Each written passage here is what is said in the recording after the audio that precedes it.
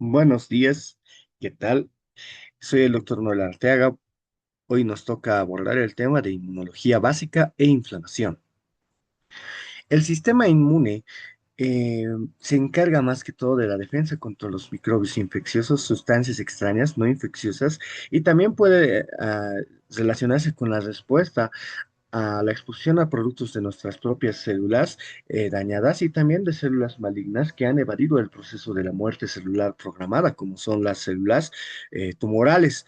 Y la palabra inmune deriva de el romano immunitas, que se refería a la protección que tenían en ese entonces los senadores romanos de que se les realicen procesos durante el ejercicio de su cargo, de su función, ¿de acuerdo? Hay componentes del sistema inmune que en orden secuencial vamos a clasificarnos en dos tipos, ¿de acuerdo? Dos tipos de inmunidad, la inmunidad innata y la inmunidad adaptativa. La inmunidad innata se caracteriza por ser una respuesta inmediata, local a la agresión o al microorganismo que está interactuando con nuestras células. Es una respuesta constitutiva del sistema inmune, es estereotipada, es poco específica y se, se constituye de diferentes elementos, como las barreras como el epitelio, las sustancias y los péptidos antimicrobianos que van a estar antes de que que el germen vaya a traspasar el epitelio. Después, otra barrera que tenemos que son los fagocitos. Las células del sistema fagocítico, tanto los neutrófilos como los bueno, los macrófagos y los neutrófilos, perdón, las células dendríticas, los linfocitos natural killer y las células inflamatorias residentes o centinelas, como los mastocitos, los basófilos y algunos subtipos de células dendríticas. Y por último, un sistema de proteínas séricas que se asocian al reconocimiento de patrones de señal, de patrones moleculares, como son proteínas que son secretadas, proteínas endocíticas y también proteínas señalizadoras para reconocer distintos, no especies, no distintas especies de microorganismos, sino distintos tipos de gérmenes con los que puede estar interactuando el sistema inmune adaptativo.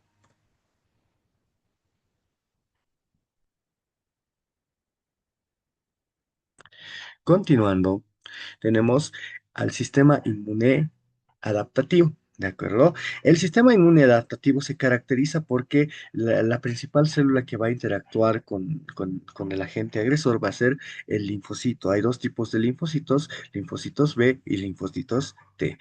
Vamos a ir desglosando sus características celulares más adelante. La inmunidad adaptativa tiene como características que es una respuesta que no es inmediata, tiene mayor especificidad porque se relaciona o se dirige la respuesta hacia los componentes moleculares del germen que está asociado a la respuesta.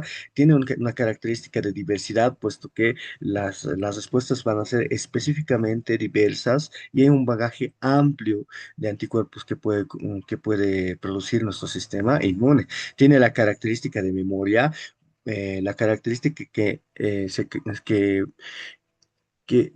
desencadena respuestas ya específicas a la segunda, tercera, cuarta exposición al mismo microorganismo. Se encarga de reconocimiento de las células propias o de las moléculas propias de las moléculas ajenas. Eso se mantiene bajo una respuesta sistémica y también se caracteriza porque hay mecanismos de regulación para que esta inflamación, para que esta respuesta con los anticuerpos sea limitada y no se vaya a desencadenar una respuesta hiperinmune. Eh, la inmunidad adaptativa como tal es una respuesta inmunológica a la exposición repetida a un antígeno.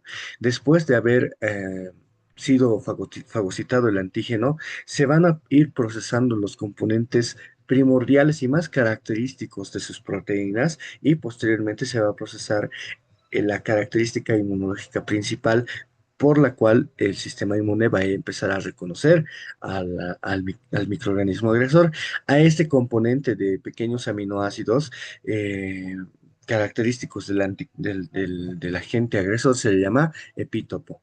Los linfocitos B y T producen secundariamente proteínas llamadas inmunoglobulinas que van a ir desencadenando la respuesta inmune adaptativa.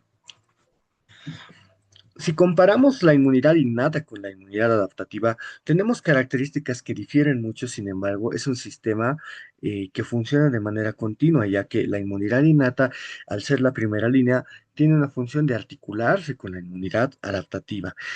Si hablamos de especificidad, la inmunidad innata no tiene una especificidad a antígenos microbianos específicos de cada especie, debido a que se asocia al reconocimiento de moléculas que se llaman patrones moleculares asociadas a patógenos, ¿de acuerdo? Como los lipopolisacáridos, la pared celular de los gram negativos, o el péptido glucano, que es un componente de la pared celular de las bacterias gram positivas. Entonces, la inmunidad innata tiene esa característica que reconoce solamente patrones moleculares asociados a patógenos, mientras que la inmunidad adaptativa se relaciona específicamente con las moléculas propias del microorganismo agresor. En relación a la diversidad, la inmunidad innata tiene una escasa diversidad, ya que tiene solamente unos cuantos receptores que se encargan de reconocer un grupo de gérmenes que pueden desencadenar una respuesta como tal, mientras que la inmunidad adaptativa tiene una diversidad demasiado elevada. La respuesta a la exposición a un antígeno va a generar una respuesta específica, entonces muy elevada la diversidad. En cuanto a la memoria, la inmunidad innata, al ser una inmunidad que tiene un carácter constitutivo, ¿qué quiero decir con esto? Que siempre está ahí presente. em, no tiene mucha capacidad de memoria, mientras que la inmunidad adaptativa, los linfocitos B y T tienen la capacidad de formar células de memoria, las cuales permanecen en los ganglios linfáticos en la médula ósea, eh, que pueden llegar a manifestar nuevamente anticuerpos ante una nueva exposición al mismo germen o al mismo antígeno que ya había combatido antes el cuerpo. En relación a la falta de reactividad frente a lo propio, ambas inmunidades pues tienen esa capacidad de no atacar a nuestras propias células porque tenemos el sistema del complejo mayor de histocompatibilidad, que es uno de los sistemas que llega a influir sobre la tolerancia de lo propio de lo ajeno. Los componentes. Dentro de los componentes, pues las diferencias, las barreras celulares y químicas de la inmunidad innata ya las hemos visto, de la piel, epitelio, las moléculas antimicrobianas. En el caso de la inmunidad adaptativa, una vez que tenemos la exposición a un antígeno, pues se asocia a que pueden haber linfocitos o tejido linfoide asociado a mucosas. Y este tejido linfoide asociado a las mucosas, por ejemplo, puede llegar a secretar distintos tipos de anticuerpos. Lo más frecuente es la inmunoglobulina A, que llega a neutralizar igual a los gérmenes que lleguen a relacionarse al epitelio como tal. Las proteínas secretadas por parte del sistema inmune innato se caracterizan por interactuar con el complemento, se asocian también a las lectinas, ¿de acuerdo? Mientras que la inmunidad adaptativa se relaciona mucho a la producción de las células B de los anticuerpos. Y por último, el elemento celular muy importante, las células del sistema inmune innato se componen de fagocitos, tanto macrófagos como polimorfonucleares, las células dendríticas, los linfocitos natural killer y las células decidentes, ¿de acuerdo? Tanto las células de Langerhans, mastocitos y las células linfocitarias innatas, mientras que las células de la inmunidad adaptativa son los linfocitos B y T. El sistema inmune innato se caracteriza porque tiene las barreras. En las barreras, en los mecanismos de barrera, tenemos el epitelio como tal. Las células epiteliales normalmente forman uniones ocluyentes y estas uniones ocluyentes llegan a limitar o restringir prácticamente el paso de los gérmenes a través del epitelio. Es por eso que es muy importante el componente del epitelio. Segundo, este epitelio también tiene la tendencia a secretar hacia el medio externo péptidos antimicrobianos, entre los cuales tenemos dos grupos muy importantes, las defensinas, que son péptidos de cadena larga, que se caracterizan por tener un extremo catiónico y un extremo hidrófobo. Se caracterizan porque están en los epitelios y el mecanismo de acción es que se insertan dentro de la pared de las bacterias o los gérmenes relacionados y producen el detenimiento de sus funciones vitales y posteriormente la lisis del microbio como tal. Las catecilidinas, por su parte, se caracterizan porque están en el epitelio respiratorio gastrointestinal y también la piel. Se relacionan más que todo a la toxicidad a los microbios por medio de un extremo terminal LL37, que tiene una característica microbicida. El sistema inmune innato, al no ser específico, se caracteriza por reconocer patrones, ¿de acuerdo? Y aquí, como vemos en este medio, pues la pared con lipopolisacáridos, las vías urinarias, debe ser gram negativo. Entonces, es un mecanismo de respuesta que tenemos al no saber quién nos está atacando específicamente. Para este reconocimiento de moléculas o receptores relacionados a patrones, tenemos que entender que nuestro sistema inmune innato se asocia al reconocimiento de señales moleculares, que son dos tipos. Uno son el patrón molecular asociado al patógeno, que normalmente se refiere a algún componente de la pared bacteriana, pueden ser lípidos, polisacáridos, lipopolisacáridos, péptidoglicanos, ¿de acuerdo? Al material nucleico de bacterias que pueden llegar a estar infectando nuestras células de manera intracelular, al material nucleico de algunos virus, ya sean ADN o ARN, ¿de acuerdo?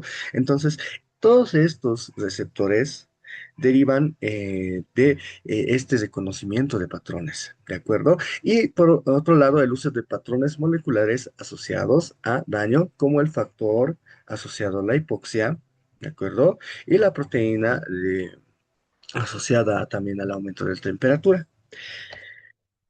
Entonces, lo que tenemos que ver es que hay diferentes tipos de receptores, entre los cuales tenemos receptores asociados a lo que se llama lectina. ¿De acuerdo? La lectina se caracteriza porque es una proteína que reacciona con los residuos de manosa de los polisacáridos de gérmenes micóticos o también de algunas micobacterias. Mientras que también en el medio extracelular tenemos los toll-like receptors o receptores tipo pH que se caracterizan por reconocer lípidos o componentes de las paredes celulares bacterianas. Asimismo, tenemos también receptores endocelulares, perdón, como los NLR, que se encargan de reconocer componentes bacterianos dentro de nuestras células, los RLR que se relacionan más que todo con el ARN de los virus y los CDS con el ADN microbiano. Todo esto es un sistema que va a reconocer, como había dicho, y vuelvo a redundar, patrones moleculares asociados a patógenos. Continuando, pues, desglosando un poquito más, los Toll-like receptors, ¿de acuerdo? O los famosos TLR, se encargan de reconocer los patrones moleculares de varias bacterias, de varios gérmenes, tanto a nivel extra e intracelular. Los Not-like receptors se encargan igual de reconocer los peptidoglucanos y los componentes de las paredes celulares bacterianas dentro de nuestras células, en el citosol de nuestras células, ¿de acuerdo? Los RLR, el CDS y el CLR se encargan del reconocimiento del material nucleico, viral y bacteriano dentro de las células. Y los receptores basurero como tal, igual se encargan del reconocimiento de células, de los componentes de los diacilglicéridos microbianos dentro de los fagocitos del sistema inmuninato. Y por último, los receptores para metionina, leucina y fenilalanina, que igual van a ir hacia los péptidos que contienen un componente que es N-formilmetionil. Muy importante hablar de los Toll-like receptors, ¿de acuerdo? Porque son importantes para el reconocimiento de diferentes proteínas asociadas a diferentes tipos de gérmenes, por ejemplo, la flagelina, el lipopolisacárido, los lipopéptidos, el péptido glicano, ¿no? Y por último, también los endocelulares como el TLR3, encargado del ARN bicatenario, TLR7, ARN monocatenario, ARN monocatenario para el TLR8 y el ADN, como tal, el ADN de algunos virus, bacterias y gérmenes intracelulares por el TLR9. ¿De acuerdo? Entonces, ¿cuál es la, la- la vía en todo esto es que al existir estos receptores e interactuar con el patrón asociado a patógeno determinado, hay una desencadenante del dominio tirosina sinasa, ¿de acuerdo? Y esta tirosina sinasa es la que desencadena la respuesta y la activación del factor nuclear kappa beta, el cual a su vez va a desencadenar la respuesta inmune innata con la interleucina 1, el factor necrotumoral y la interleucina 6, activando el fenómeno inflamatorio y desencadenando toda la cascada de la respuesta inmune innata. Tenemos proteínas solubles dentro de nuestras células, ¿de acuerdo? Entre las cuales vamos a tener las pentraxinas, que se caracterizan por una estructura de 5 componentes, como vemos en esta fotito. Son secundarias a la interacción de la interleucina 6 con el hígado, y derivadas de la interacción de la hepcidina. Entre las pentraxinas más famosas tenemos la proteína C reactiva, ¿de acuerdo? Estas moléculas van a relacionarse más que todo con la fosforilcolina y la fosfatidiletanolamina microbianas, y también se pueden adicionar a componentes de células muertas o células dañadas lisadas dentro de nuestro cuerpo. Las colectinas, por otra parte, se encuentran en el plasma y son dos: la lectina ligadora de Manosa y la proteína surfactante tipo A y tipo D. Se pueden también encontrar estas proteínas surfactantes en los alvéolos y se caracterizan por relacionarse con los glúcidos de Manosa y fucosa terminales de estructuras que pueden ser asociadas a hongos, ¿no? Gérmenes micóticos o micobacterias. Y bueno, las ficolinas como tal, encontradas también en el plasma y se relacionan más que todo con la N-acetilglucosamina y el ácido lipoteicoico de las bacterias gram positivas. El complemento como tal es un conjunto de proteínas que están inmersas en el plasma, las cuales igual van a interactuar con las superficies microbianas en dos vías: en la vía alterna y en la vía de la leptina. Como habíamos mencionado, esta es otra explicación acerca de los péptidos relacionados a patrones o los receptores relacionados a patrones, ¿de acuerdo? Entre los cuales tenemos los secretados, las colectinas, las lectinas, las ficolinas, las proteínas del surfactante, las pentraxinas, también los receptores endocíticos, como estamos viendo, los TLRs, los receptores asociados a scavenger A, que son los Toll-like receptors, ¿de acuerdo? Y por último, también los señalizadores, como los Toll-like receptors, tipo CAR, tipo NOD, y son receptores que se asocian más que todo a la respuesta inmunitaria innata. Ese es el componente proteínico de las proteínas secretadas, tanto de medio externo como en el plasma. Pero también hay células que se asocian a la participación del sistema inmune. Vamos a empezar con los fagocitos, ¿de acuerdo? Los fagocitos pueden ser de dos tipos: pueden ser los polimorfonucleares, como vemos acá. Son células que tienen una segmentación, pueden tener de 3 a 5 segmentaciones, y hay la presencia evidente de gránulos, pueden ser los tipos de gránulos específicos y también los gránulos azurófilos. Son los leucocitos más abundantes dentro de la sangre, miden de 12 a 15 micrómetros. La vida media de un neutrófilo en la sangre circulando puede ser de 1 hora a 5 días, y cuando ya está en un tejido, ya no está circulando en la sangre, puede durar hasta 2 días. Se caracteriza porque se relaciona mucho con la fagocitosis de las bacterias, como podemos ver aquí en en la gráfica, aunque este es una célula, sí, sí, sí tiene gránulos y todo.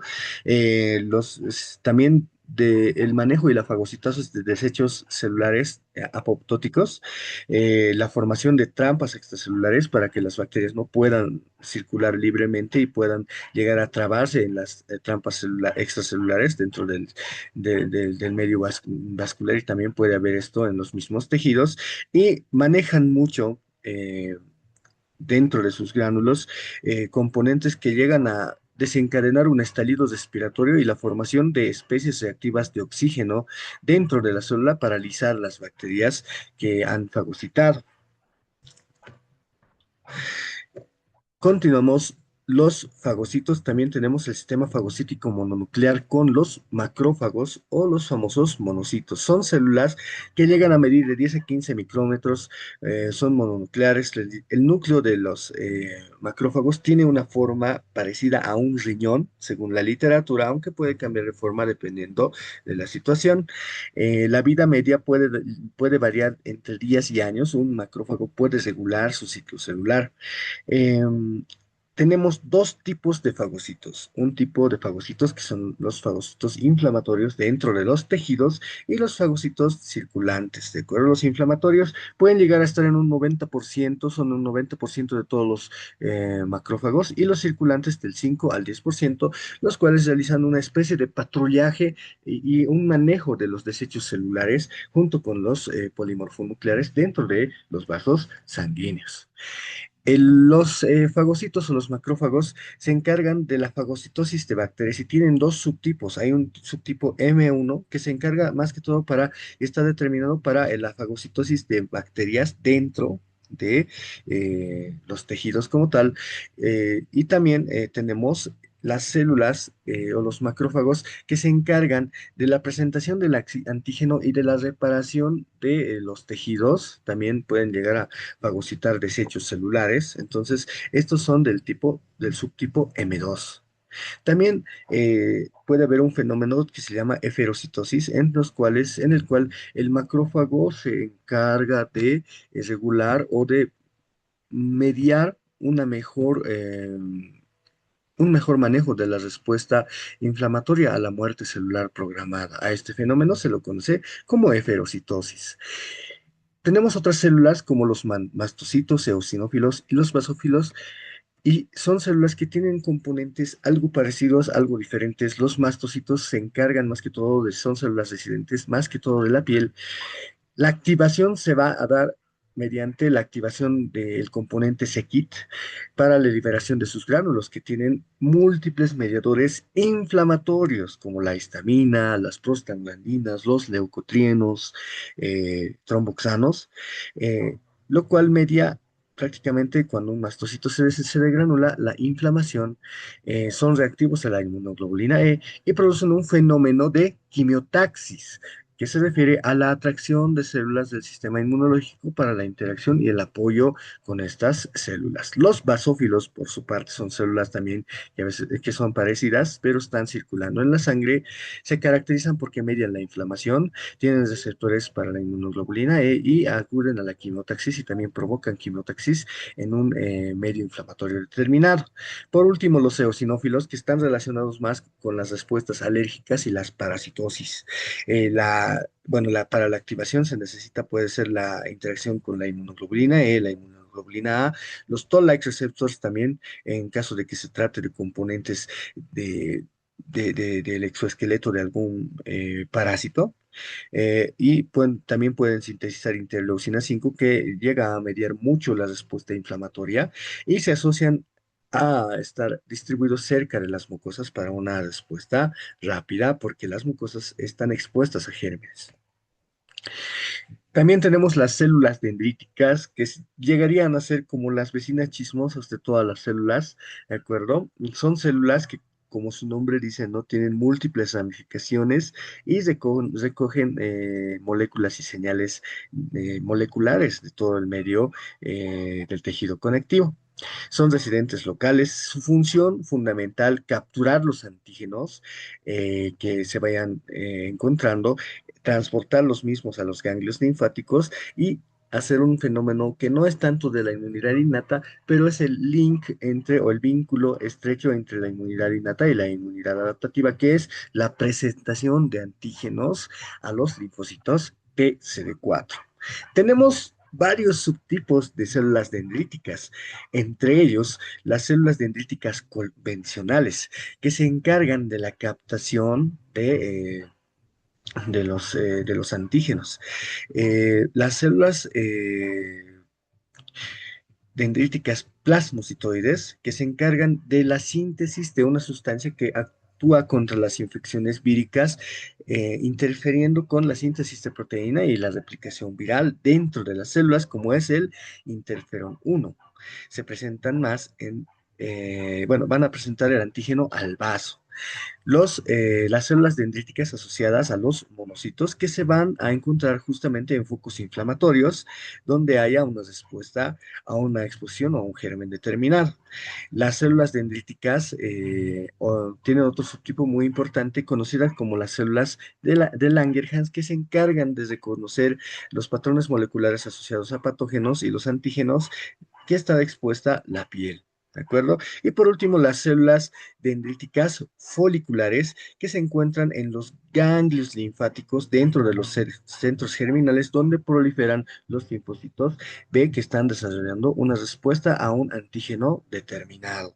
¿De acuerdo? Entonces, muy importante, las células dendríticas convencionales normalmente captan el antígeno y suelen asociarse a que van a ir a presentar el antígeno al linfocito CD4, mientras que algunas también pueden ir al linfocito TCD8. Estos dos subtipos se han ido relacionando y se les ha ido igual dando algunas subclasificaciones de las convencionales tipo 1, tipo 2. El tipo 1 está asociado al linfocito TCD8, más relacionado con citotoxicidad, y el linfocito TCD4 a la regulación de la vía inmunitaria, dependiendo de la vía que va a tomar según el antígeno que vayamos a ver. ¿De acuerdo? Entonces, son subtipos de células dendríticas que se encuentran y son células muy importantes, como podemos ver, porque no solamente participan en la captación de los patrones moleculares asociados a patógenos, sino que son un link con la inmunidad adaptativa. Los linfocitos natural killer. Los linfocitos natural killer son linfocitos que actúan según varios mecanismos. Dos mecanismos en específico son linfocitos que tienen receptores muy importantes, entre los cuales depende mucho de la regulación, ¿de acuerdo? Pueden llegar a ser citotoxicidad dependiente de anticuerpos. Si hay un anticuerpo que ya está reconociendo al germen, pueden ir a agarrar una célula que está con los gérmenes y propiciar la muerte de la célula dañada que está expresando el anticuerpo, o la inhibición de la lisis por el complejo mayor de histocompatibilidad. Estas células van controlando son las células que que están expresando en su pared o en su membrana celular el receptor del complejo mayor de histocompatibilidad tipo 1, y es por eso que con eso van a inhibir la lisis celular. Aquella célula que no tenga su complejo mayor de histocompatibilidad, pues va a ser lisada.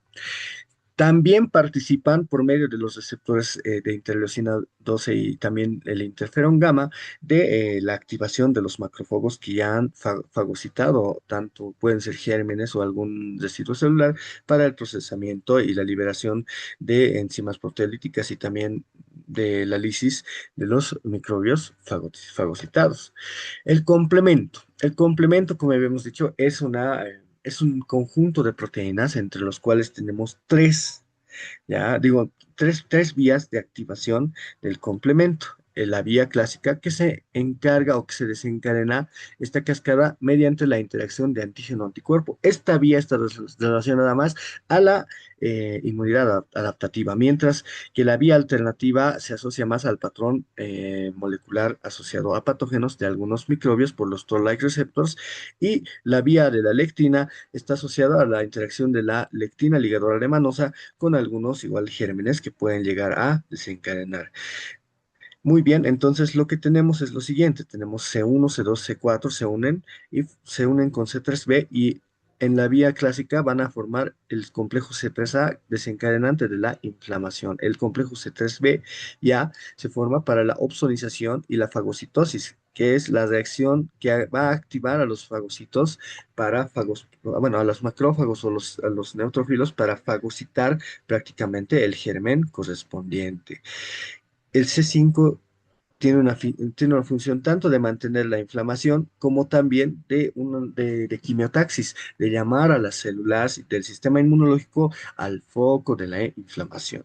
Y por último, cuando ya se va formando más y más, se llega a C5, C9, C5, C6, C7, C8, C9, y se forma esta porina, que es prácticamente una proteína que es el complejo de ataque de membrana que se va a instalar en la pared bacteriana. Esta porina va a permitir que el agua de líquido extracelular entre dentro de la bacteria o del microorganismo, y este microorganismo, como tiene un medio interno también que debe conservar, pues debido a la presión y debido a los mecanismos osmóticos tiende a lisarse y por último, pues esa es la vía final del complemento, ¿de acuerdo? Recuerden, la vía alternativa y la vía de la lectina son las dos vías asociadas a la inmunidad innata. En la inmunidad adaptativa, la que más actúa es la vía clásica. Bueno, ya hemos hablado de las proteínas, cómo interactúan, pero no hemos hablado de un proceso muy importante que es la inflamación, ¿de acuerdo? Cuando nosotros tenemos una lesión, una rotura o pues nos presentamos a la entrada de los microbios como tal por la solución de continuidad o la agresión que hemos tenido, se desencadena una serie de fenómenos. Para empezar, las células centinelas, que habíamos dicho, ¿no? Las células dendríticas, los mastocitos, los basófilos, estas células o los macrófagos residentes, por así decirlo, estas células van a llegar a interactuar con el patrón molecular tanto asociado al patógeno que está entrando como también al daño. Y esta interacción desencadena, número uno, la liberación de los gránulos de los basófilos, la liberación del factor necrotumoral interleucina 1 y la quimiotaxis, que se vaya a propiciar que las células, los glóbulos blancos, vayan a hacer una diapéresis y a migrar hacia, hacia el lugar donde tenemos la inflamación. Y es por eso que en el paso 3 la célula centinela eh, después de hacer la secreción o la degranulación de sus mediadores inflamatorios, hay un proceso de quimiotaxis, ¿no? Las células empiezan a ir hacia la fuente de la señal.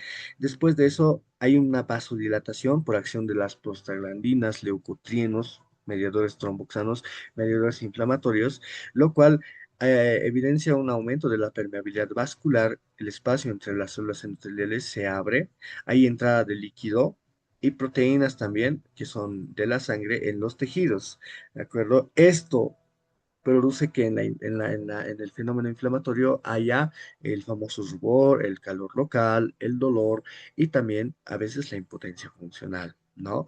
Entonces, muy importante. Posteriormente, después de haber reconocido los patógenos que han ingresado, pues hay una fagocitosis y una muerte de microbios, tanto por la activación del complemento, y también algunos anticuerpos, tal vez el germen es conocido, puede haber anticuerpos y las proteínas antimicrobianas que tenemos dentro de nuestras células, como habíamos hablado, ¿no? La proteína C reactiva, algunas ficolinas, ¿no? Que pueden, las colectinas, ficolinas, la proteína C reactiva, ¿de acuerdo? Las pentraxinas que pueden llegar a interactuar, ¿de acuerdo? Esto es cómo va trabajando el sistema inmuninato.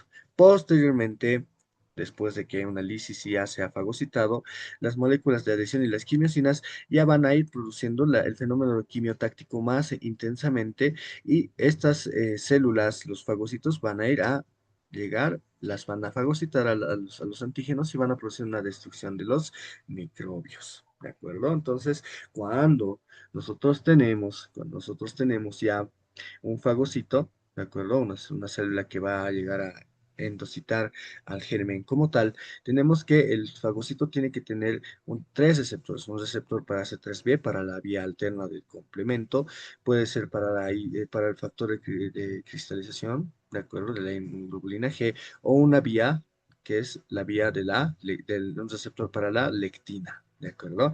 Entonces, estos receptores van a ir interactuando con el patógeno como tal, luego de eso la pared celular va a ser el fenómeno de endocitosis, se va a formar un fagosoma, ¿de acuerdo? Este fagosoma va a interactuar con los lisosomas, con enzimas, si es que se trata de un, de un macrófago, o en caso de un neutrófilo, pues va a haber igual interacción del fagosoma con los gránulos específicos y azurófilos del neutrófilo para el estallido respiratorio. Esta fusión va a provocar, en este caso, estamos hablando de un macrófago, la activación del fagocito, la arginina por acción de la enzima INOS se va a convertir en citrulina y posteriormente este estallido respiratorio va a presentar que se acumulen dentro del fagolisosoma especies reactivas de oxígeno y posteriormente pues la destrucción de los microorganismos por estas especies reactivas de oxígeno. Hay varias citocinas asociadas a la inflamación, entre ellos el factor de necrosis tumoral, la interleucina 1, las quimiosinas como tal, las interleucina 12, el interferón gamma, interleucina 10, 6, 15, 18, 23. ¿Cuáles son las principales? La interleucina 1 como tal es muy importante, ¿de acuerdo? Porque se presenta más que todo de manera sistémica en un fenómeno inflamatorio y bueno, tiene la característica que la interacción de la interleucina 1 con el hipotálamo produce el fenómeno de la fiebre, aparte de que en el hígado puede llegar a producir los reactantes de fase aguda y la diferenciación de los linfocitos a TH17. El factor de necrosis tumoral, por otra parte, puede provocar activación de los neutrófilos y también llega a intervenir con los macrófagos. Lo mismo si es que hay un factor de necrosis tumoral alfa demasiado elevado por mucho tiempo, puede haber resistencia a la insulina por parte del músculo, por acumulación de la grasa, puede haber también un estado hipercatabólico que lleva a la caquexia al paciente y bueno, en algunos tipos celulares puede llegar a producir la apoptosis. La interleucina 6 como tal es muy importante porque es la principal responsable de la aparición de los suractantes de fase aguda. Se asocia también a la proliferación de las células de tipo B, los linfocitos B, y la producción de anticuerpos. ¿De acuerdo? La interleucina 6 se asocia más a que los linfocitos de tipo B se vayan a diferenciar en células plasmáticas, que son las que sintetizan los anticuerpos. Los linfocitos T también pueden llegar a diferenciarse al subtipo TH17. La interleucina 23 como tal tiene como blanco a las células dendríticas y a los macrófagos y se encarga del desarrollo y mantenimiento de los linfocitos TH17 para que se vaya manteniendo también la respuesta inflamatoria. Como tal, la respuesta o los mecanismos efectores, porque estas interleucinas tienen muchos fenómenos efectores, son las siguientes. La interleucina 1 como tal y las quimiosinas provocan el fenómeno inflamatorio y van a tener tendencia a perpetuarlo si se encuentran por mucho tiempo. Dentro de los leucocitos como tal, el factor necrosis tumoral y la interleucina 1 van a caracterizarse porque activan a los neutrófilos y a los macrófagos. Eh, También en el encéfalo, estas tres quimiosinas pueden desencadenar en el hipotálamo la fiebre, la elevación de los reactantes de fase aguda, estimulan tanto la interleucina 1 y el factor de necrosis tumoral la producción de los leucocitos, normalmente son los granulocitos, los neutrófilos. En el corazón puede haber una disminución del gasto cardíaco y, bueno, favorecer el fenómeno inflamatorio. ¿De acuerdo? También un estado protrombótico dentro del órgano endotelial, que es uno de los órganos más grandes y más interesantes de más estudio en los últimos años. Y en múltiples tejidos como el músculo y las grasitas puede inducir a la resistencia a la insulina, más que todo el factor de necrosis tumoral. ¿De acuerdo? Continuamos. Una vez que ya el fenómeno inflamatorio se ha producido y ha habido una fagocitosis como tal, lo que sucede es que tiene que haber la presentación de antígeno y tenemos tres células que nos van a ser claves para hacer el- la presentación como tal, la presentación de la región característica más asociada son péptidos chiquitos de 5 a 8 aminoácidos característicos, bueno, tal vez un poquito más, tal vez un poquito menos, dependiendo del germen, son el desarrollo del famoso epítopo. Y el desarrollo del epítopo va a ser relacionado a tres células principales como los macrófagos, las células dendríticas y los linfocitos B. Tras la lisis que tienen estos gérmenes en el sistema fagocítico, se hace la captación por las células dendríticas y se procesan los aminoácidos clave del antígeno, ¿de acuerdo? Son aminoácidos de cadenas de cadenas cortas, dependiendo del antígeno, pues se elabora la cadena clave que es el epítopo. El epítopo como tal, ya presentado a los linfocitos T, tiende a interactuar con el sistema inmunológico adaptativo. Tenemos dos tipos celulares en la inmunidad adaptativa, que es el linfocito T y el linfocito B. El linfocito T tiene esa denominación de linfocito T gracias a que las células maduran en el timo. los linfocitos T, mientras que el linfocito B estaba asociado a la maduración de los linfocitos dentro de la médula ósea. ¿De acuerdo? Entonces, muy importante, el linfocito T se encarga de la inmunidad celular, mientras que el linfocito B se encarga de la inmunidad humoral. El linfocito T tiene la característica de activar la respuesta inmunológica adaptativa, conducir la respuesta inmunológica adaptativa y también regular mediante los linfocitos TH10 esta situación, mientras que los linfocitos B se caracterizan por tener una característica de especificidad, ¿de acuerdo? Son los que producen prácticamente los anticuerpos específicos para cada germen. Se caracterizan porque hay células de memoria, más que todo se guardan en los linfocitos B, y puede ser la inmunidad activa o pasiva dependiendo cómo se ha adquirido y cuál es el contacto con el antígeno. Los linfocitos T son células que provienen normalmente bueno, maduran en el timo y se desarrollan poco a poco durante los primeros años de nuestras vidas. Normalmente estas células tienen funciones más que todo de regular y de colaborar, conducir la respuesta inflamatoria, pero la respuesta inmunológica adaptativa sistémica, ¿de acuerdo? ¿Cuáles son los receptores más característicos? Bueno, el CD45, ¿de acuerdo? Tanto raro puede ser, ¿de acuerdo? Normalmente un linfocito T que no ha sido presentado a un antígeno se considera un linfocito T virgen, porque no tiene una función determinada. Una vez que se le presenta, puede llegar a cambiar sus receptores y es ahí que se presenta el CD45RO. ¿De acuerdo? Y bueno, vamos a ir viendo cuál es el papel de estas células más adelante. Hay diferentes subtipos de linfocitos, entre los cuales tenemos los TCD4 helper, los TCD8 citotóxicos, los T reguladores, ¿de acuerdo? Los linfocitos TNK, los linfocitos T gamma delta y las variantes de los linfocitos T que están asociados a tejido linfoide asociado a mucosas. Muy bien, los linfocitos T cooperadores se encargan de activar las células o los linfocitos B, ¿de acuerdo? Son los que colaboran a los linfocitos T, digo, los linfocitos B, y los inducen a producir los anticuerpos. Activan a los macrófagos y elevan la actividad de la inmunidad celular y estimulan la inflamación dependiendo cuál sea el estímulo. Los linfocitos TCD8, por otra parte, los citotóxicos se asocian a propiciar la muerte de las células que tienen daño o están infectadas por microbios intracelulares, o también se asocia a la muerte de las células tumorales o que están evadiendo de alguna manera el proceso de muerte celular programada que tienen todas nuestras células. Em, Se asocian mucho a los complejos bueno, a los péptidos del complejo mayor de histocompatibilidad.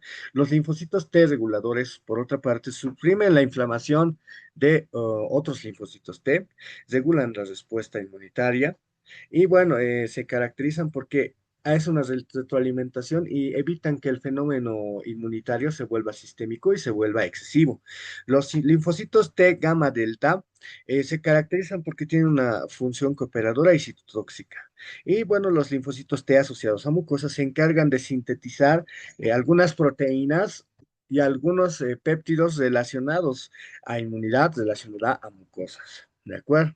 Continuamos con la inmunidad adaptativa. La inmunidad adaptativa, los linfocitos B eh, bueno, tenemos tres tipos. Los principales son los linfocitos P foliculares, perdón, que se encargan de la producción de anticuerpos. Pueden bueno, se caracterizan porque sintetizan unas proteínas llamadas inmunoglobulinas, de las cuales vamos a ir viendo más adelante sus características. Tienen una inmunoglobulina de superficie por la cual van a ir reconociendo los diferentes antígenos que se les vayan presentando. Em, los linfocitos B de la zona marginal, que son responsables igual de la producción de anticuerpos y de la inmunidad humoral, y los linfocitos B1, que son también ya más específicos y pueden asociarse también a especificidades a un grupo restringido de moléculas. Normalmente los linfocitos B, perdón, tienen dos células efectoras, que son las células plasmáticas, que son células que se van a dedicar a la síntesis específica de alguna inmunoglobulina, dependiendo del antígeno, y las células de memoria. Inmunoglobulinas. Hemos hablado mucho de anticuerpos y tenemos que ver ahora cuál es la estructura molecular de un anticuerpo. La inmunoglobulina como tal es una proteína que se caracteriza porque tiene dos regiones. Una región pesada, que es la región del factor cristalizable, que es la región que estamos viendo acá. Esta región es el factor cristalizable. Dos regiones de bisagras y después están unidas a otras cadenas pesadas que aquí tenemos, que son la CH1 y la BH. Y bueno, una cadena ligera que también está unida al área de la bisagra. En el extremo N terminal que vemos aquí, que está encerrado dentro de esta elipse, está la zona de unión al antígeno. Esta es la famosa zona hipervariable o la región hipervariable de las inmunoglobulinas. Muy importante conocer esto porque esta es la zona que va a ser diferente de cada anticuerpo dependiendo del antígeno. Tenemos muchos subtipos de inmunoglobulinas, vamos a ir viéndolos más adelante, pero lo que sucede es lo siguiente, tenemos un anticuerpo original, este es un receptor de los linfocitos B, una inmunoglobulina de membrana que recepciona al anticuerpo, hay un cambio de estructura del anticuerpo y lo reconoce, hay una maduración. Posteriormente, el linfocito que ha ido reconociendo este anticuerpo, este antígeno y que ha reaccionado y se ha activado, ¿de acuerdo?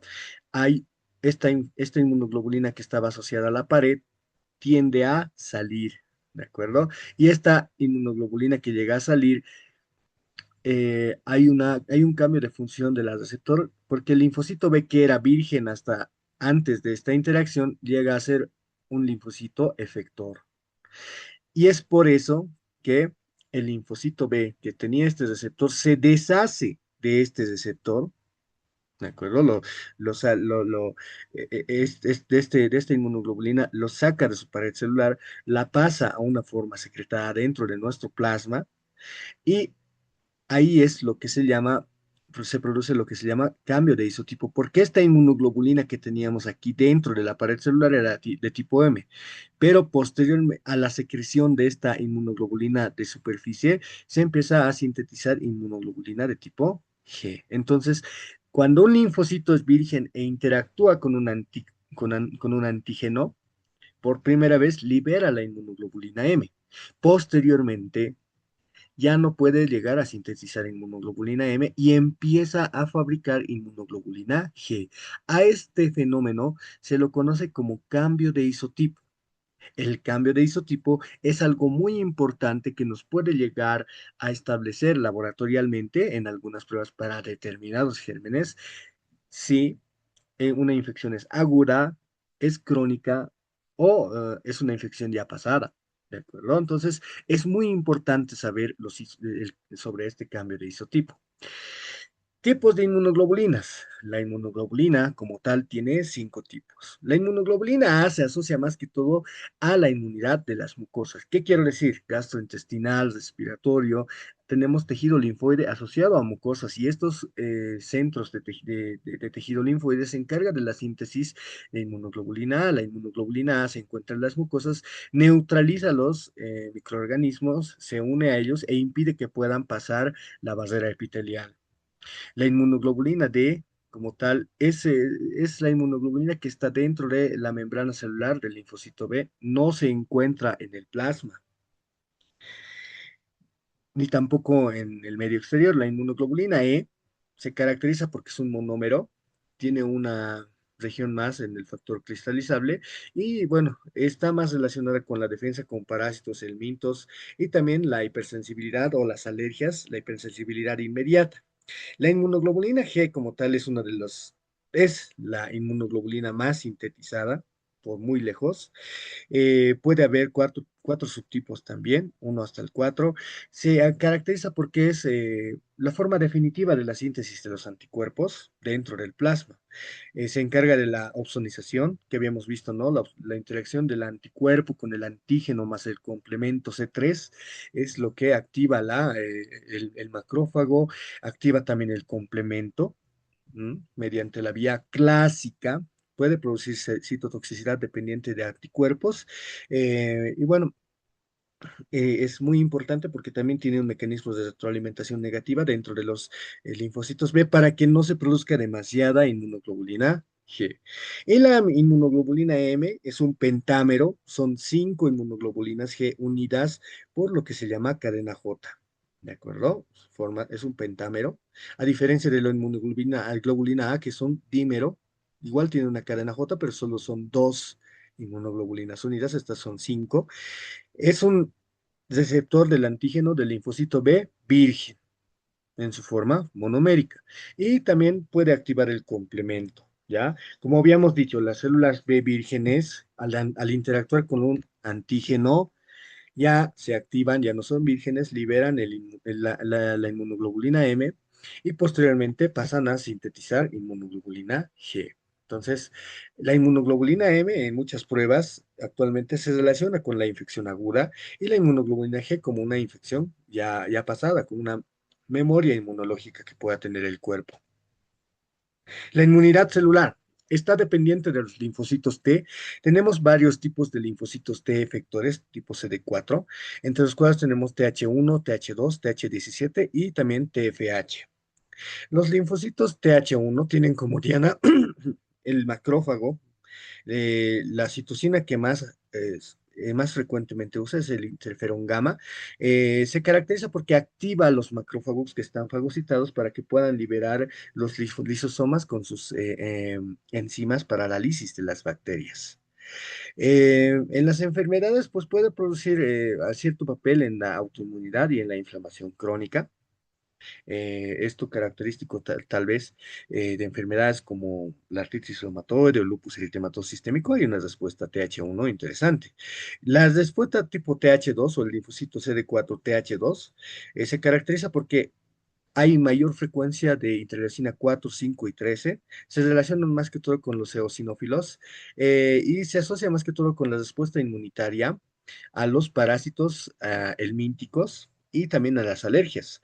El linfocito TH17 se relaciona con la interleucina 17 y 22, se relaciona con los macrófagos, tanto para reclutar la quimiotaxis de los neutrófilos dentro del medio inflamatorio y su activación para las bacterias extracelulares, los hongos, y tiene también algunos papeles en la autoinmunidad y en la inflamación, en la perpetuidad de la inflamación, tanto en artritis reumatoide, en dermatosis neutrofílicas. El linfocito TH17 tiene un papel muy interesante.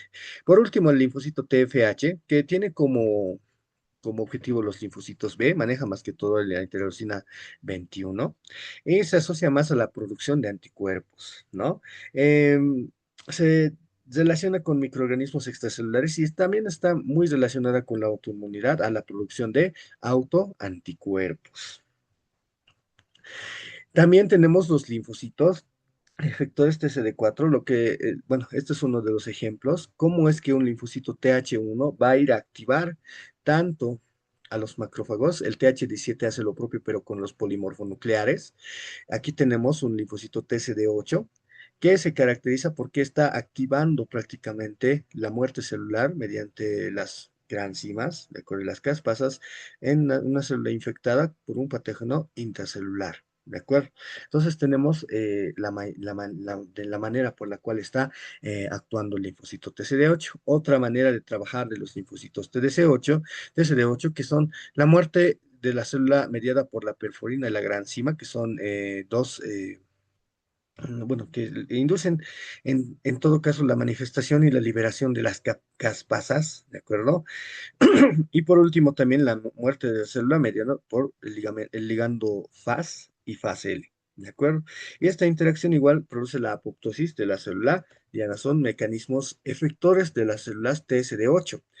Por otro lado, la inmunidad humoral es realmente muy importante el papel de los anticuerpos, tanto en la neutralización de los microbios y las toxinas por reacción de los anticuerpos con los antígenos correspondientes. Aquí vemos en este dibujito que parece algo un poquito obvio, pero el antígeno llega a encontrarse con su anticuerpo y eso es lo que produce la neutralización mediante la ozonización, mediante la activación del complemento.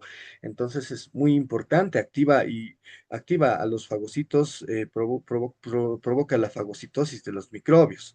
También puede desarrollar la citotoxicidad dependiente de anticuerpo y que el linfocito NK que estaba trabajando con la inmunidad innata empiece a trabajar con la inmunidad también adaptativa. También llega a producir la fagocitosis de los microbios opsonizados por los fragmentos del complemento, ¿de acuerdo? Activada por el C3b, que es el factor opsonizante, ¿no? Se llegan a regular el fenómeno inflamatorio porque un anticuerpo que está interactuando con el antígeno llega a producir también quimiotaxis y liberación de medios de sustancias inflamatorias.